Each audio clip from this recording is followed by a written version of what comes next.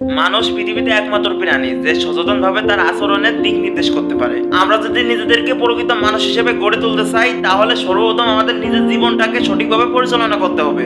আমাদের মানুষের মতন মানুষ হতে হলে সর্বপ্রথম আমাদের মানবিকতা এবং সহানুভূতির প্রতি বেশি গুরুত্ব দিতে হবে।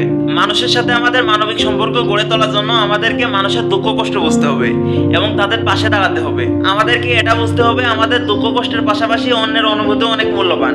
একজন সৎ সহানুভূতিশীল মানুষ সমাজে ইতিবাচক পরিবর্তন আনতে পারে। একজন মানুষকে সৎ এবং ন্যায়পরায়ণ হতে হলে সর্বপ্রথম আমাদের গুরুত্ব দিতে হবে সততার উপর, কারণ একজন সৎ মানুষ কখনো অন্যের ক্ষতি করতে চায় না, নিজের কাজের জন্য সবসময় নিজে দায়ী হতে প্রস্তুত থাকে।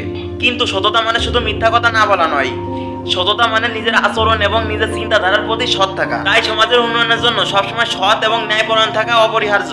নিজেকে আমাদের সমাজের সঠিক মানুষ হিসেবে গড়ে তুলতে হলে আমাদের শিক্ষিত এবং সচেতন হওয়া খুব বেশি জরুরি।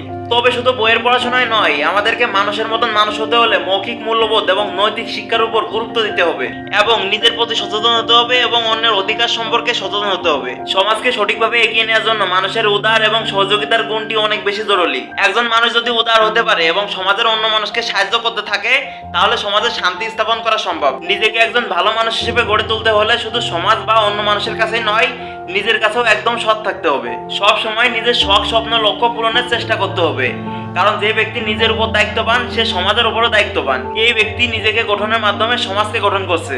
সব কথা শেষ কথা, আমাদের মানুষের মতন মানুষ হতে হলে মানবিকতা, সততা, সহানুভূতি, শিক্ষা, উদার সহযোগিতার গুণ থাকতে হবে। আমরা যদি এইভাবে নিজেদেরকে মানুষের মতন মানুষ হিসেবে গড়ে তুলতে পারি, তাহলে আমরা সমাজে পরিবর্তন আনতে সক্ষম হব।